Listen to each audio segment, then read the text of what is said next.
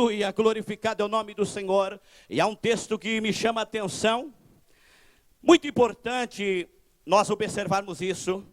Há um texto na Bíblia, em Lucas, capítulo de número 9, capítulo de melhor 18, versículo 9 ao 14. Jesus conta uma parábola para trazer um ensino, e ele fala de dois homens que subiam juntos para o templo. Para orar, e os dois subiam, estavam indo para a oração. E diz que um era o fariseu, e outro era um publicano. E para os judeus, o publicano era alguém rejeitado, até mesmo da sociedade. Era alguém que eles excluíam, eles chamavam já de pecadores. Que estava excluído da congregação e até mesmo da sinagoga deles. Mas esse homem também ia buscar a Deus. E diz que acontece um fato muito importante. O fariseu chega diante da presença de Deus para orar. E diz que ele baixa ali a sua cabeça, ou ele está ali, agora se concentrando para a oração, mas ele faz algo. Que naquele momento, diz que ele bate no seu peito e começa a sua oração dizendo: Deus, graça te dou, porque não sou como os demais homens pecadores, nem como os homens adúlteros. Por quê? Porque eu dou dízimo, porque eu jejuo 2 vezes por semana. Aleluia, e não sou nem como esse publicano que está aqui pecador, eu sou diferente. Mas a Bíblia diz que aquele publicano, diz que agora abaixa a cabeça e está dizendo assim: Deus, tem misericórdia de mim pecador, tem misericórdia de mim pecador. E naquela hora, diz que Jesus olha e diz: olha, eu digo, ensinando essa parábola, eu digo que este saiu justificado, saiu em paz, saiu tranquilo da presença de Deus, e não o outro. Mas por quê? Era errado jejuar 2 vezes por semana? Não, não é errado não. É preciso jejuar. Se alguém não jejua, é necessário aprender esse caminho também do jejum. É necessário jejuar. É errado dizimar? Não, dizimar é bíblico. Tanto no Antigo como no Novo Testamento é bíblico. Nós precisamos dizimar.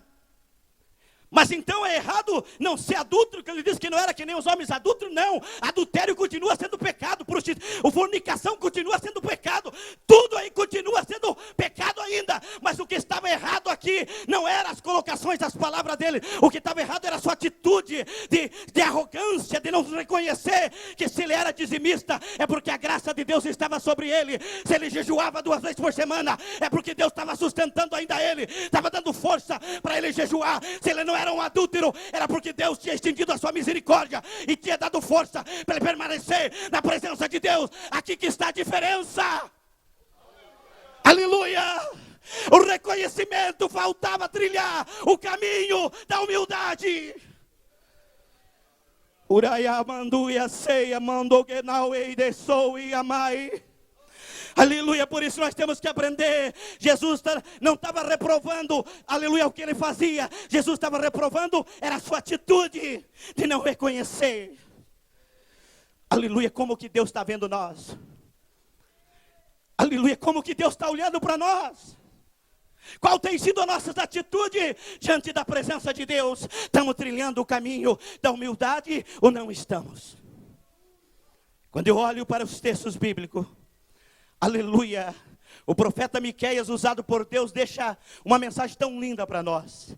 Miqueias, no capítulo, se nós pegar o texto da Bíblia Sagrada, capítulo 6, versículo 8, um texto muito conhecido, quando ele diz assim, como forma até mesmo uma pergunta e também uma explicação, ele diz assim: e ele te declarou, ó homem, o que é bom e o que o Senhor pede de ti. Ele te declarou. Deus já está te dizendo o que o Senhor quer, o que o Senhor pede de ti. E aí continua o texto dizendo, aleluia, senão que pratique a justiça, ames a beneficência e andes humildemente com o Senhor teu Deus. Deus está pedindo, além de praticar a justiça nesse texto, além de amar a beneficência, Deus está dizendo que ande humildemente, reconhecendo que Ele é Senhor e que nós estamos debaixo da sua graça, aleluia, da sua misericórdia. Nós precisamos trilhar esse caminho. É isso que Deus está pedindo também de nós. O que Deus está pedindo, que nós trilhe esse caminho da humildade. Aleluia, por isso que Jesus usou uma palavra e disse algo muito interessante. Mateus capítulo 11, versículo 28, bem conhecido, nossos todos, quando ele está dizendo assim: vinde a mim, todos que estáis cansados e sobrecarregados, e eu vos aliviarei. E ele começa a dizer: tomai sobre vós o meu jugo que é, aleluia, que é leve, e o meu fardo, aleluia, tomai meu jugo que não é pesado, e o meu fardo que é leve. Mas ele não para aí, e ele diz assim: aprendei de mim que sou humilde, e sou manso de coração. E eu uso uma palavra que foi o Paulo que escreveu, que ele diz assim, que Jesus, sendo igual a Deus, não teve por usurpação de ter essa arrogância, mas diz que ele se humilhou e tomou a forma de servo, aleluia, e foi obediente até a morte, e morte de cruz. Mas não termina o texto aí, mas a Bíblia diz: mas Deus exaltou soberanamente, que deu um nome que está sobre todos os nomes, aleluia, para dizendo que sobre todos os nomes, porque diante do nome dele, todo joelho se dobrará, toda língua confessará que ele é Senhor, para a glória de Deus Pai. Aleluia, aquele que se humilhou, tomou a forma de servo, mas foi exaltado soberanamente. Por isso que a Bíblia está dizendo, aleluia, humilhai-vos debaixo da potente mão de Deus, para que ao seu tempo ele vos exalte. Aleluia, glorificado é o nome do Senhor, bendito seja o nome do Senhor. Vamos ao próximo ponto. Nós, além de trilharmos o caminho da humildade, andarmos na presença de Deus, dessa forma, para agradar a Deus, precisamos trilhar o caminho da oração. Aleluia, quando eu olho para esse texto, a Bíblia está dizendo: se o meu povo se humilhar, se o meu povo orar e buscar a minha face, e se converter dos seus maus caminhos. Mas quando eu olho para esse texto da Bíblia Sagrada, eu vejo algo, aleluia, muito importante na vida de um cristão que quer viver na presença de Deus. Eu anotei: a oração é um meio de comunhão que Deus estabeleceu para cultivarmos um relacionamento íntimo com Ele. A oração, então, é esse meio de comunicação que Deus estabelece para nós cultivarmos um relacionamento íntimo, porque Deus quer um relacionamento nosso íntimo com Deus. Por isso que nós precisamos trilhar o caminho da oração, não podemos esquecer do caminho da oração. E quando eu olho para a Bíblia, eu lembro de um homem que nos deu exemplo, ainda que morando num palácio, ainda que desfrutando de posições num reino muito alta, sendo quase o terceiro príncipe do reinado, Daniel, um homem que se destacou pela sabedoria, pela comunhão que tinha com Deus. Mas Daniel nos dá um exemplo. O Daniel nos dá um exemplo, porque Daniel, ainda que estava numa posição elevada, mas ele sabia que tinha que trilhar o caminho da oração para viver na presença de Deus.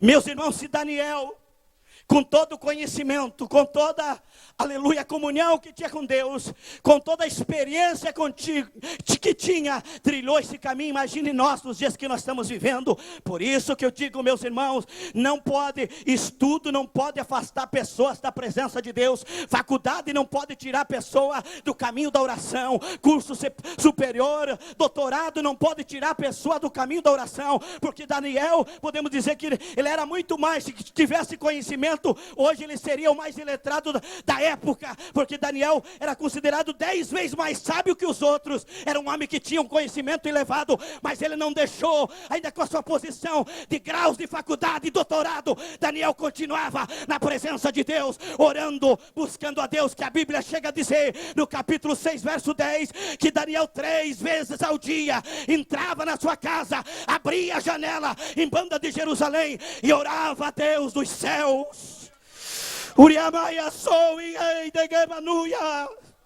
Aleluia, é o exemplo desse homem. Oh, aleluia. Cheia mandou alguém, oh meio-dia, marai. Aleluia. Aleluia. Deus está nos chamando para nós voltar para o caminho da oração. Deus está nos chamando para um despertamento. Deus está nos chamando e está me usando nesta noite, porque Ele está contando que você vai vir para o caminho da oração, que você vai vir. Oh, aleluia. Uramagabassou. Eu sinto, aleluia, Uramagalaceia mandai, Aleluia, aleluia. Aleluia. Aleluia, como a voz de Deus soa dentro. Aleluia de mim.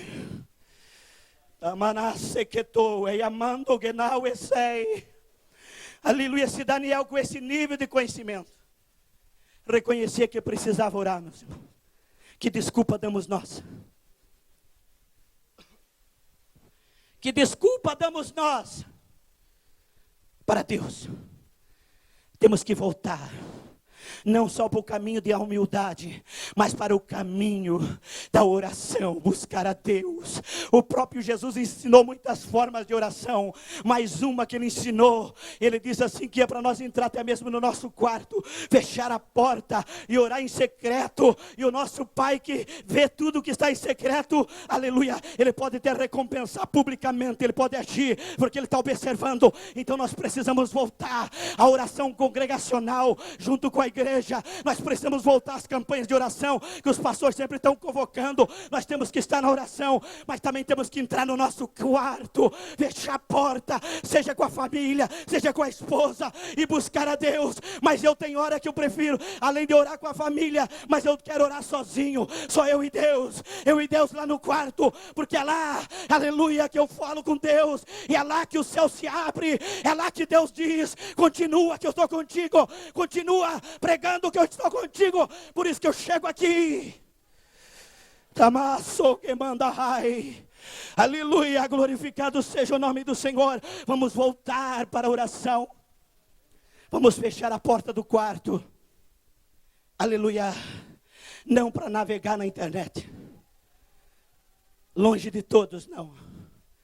Não vamos fechar a porta do quarto para navegar em coisas que não deve, mas vamos fechar a porta do quarto para nós se conectar com o céu, meus irmãos, para se conectar com Deus, na presença de Deus, diante de Deus, aleluia. Oh, aleluia. Bendito seja o nome do Senhor. E um texto na Bíblia que nós não falamos muito, mas nos dá uma lição. Lucas capítulo número 2. Versículo número 36 a 38, Davi leu próximo ali na apresentação da criança. Aleluia, mas esse texto fala de uma mulher chamada Ana. Uma mulher que nos dá o exemplo, porque quando eu olho para essa mulher, a Bíblia diz que ela tinha aproximadamente 84 anos de idade. E essa mulher tinha sido casada somente 7 anos, desde a sua virgindade ela casou, ficou viúva e não casou mais. Mas a Bíblia nos dá uma lição, porque a Bíblia está dizendo para nós algo muito importante. Diz que essa mulher perseverava de dia e de noite, em jejum e em oração, na presença de Deus, no templo, buscando a Deus. Meus irmãos, nós não precisamos, aleluia, ser a Ana, aleluia, que ficou tempo, dedicou todo o seu tempo, mas que nós possamos tirar uma parte do nosso tempo para estar aos pés do Senhor, na presença do Senhor, pegando o modelo de Ana, se dedicando a servir o Senhor em oração, em jejum. Alguém pode até dizer, mas Ana perdeu parte da sua vida, porque podia ter casado de novo, podia ter gerado os filhos, podia, quem sabe, ter algumas fazendas e ser uma mulher até bem conhecida. Mas eu quero dizer que Ana ganhou, porque quando ela ficou na presença de Deus, aquilo que ela não teve aqui nessa terra, ela vai dar lição lá no céu. Porque quando ela chegar na presença de Deus junto com os redimidos, Ana vai receber a sua recompensa, Ana vai receber o seu galardão, porque ela serviu o Senhor, aleluia, com dedicação, abnegou-se de muitas coisas, mas se jogou aos pés do Senhor. Que Deus levante nos nossos dias Ana, que Deus levante Paulo, pessoas que renunciaram tudo para se dedicar ao reino de Deus. Aleluia. Bendito seja o nome do Senhor. E quando eu olho para a Bíblia, Atos dos Apóstolos dá um modelo do que nós devemos procurar e se esforçar para viver. Atos capítulo 2 conta a conversão de quase 3.000 almas quando Pedro prega. Conta que essas pessoas são batizadas nas águas, aqueles que receberam de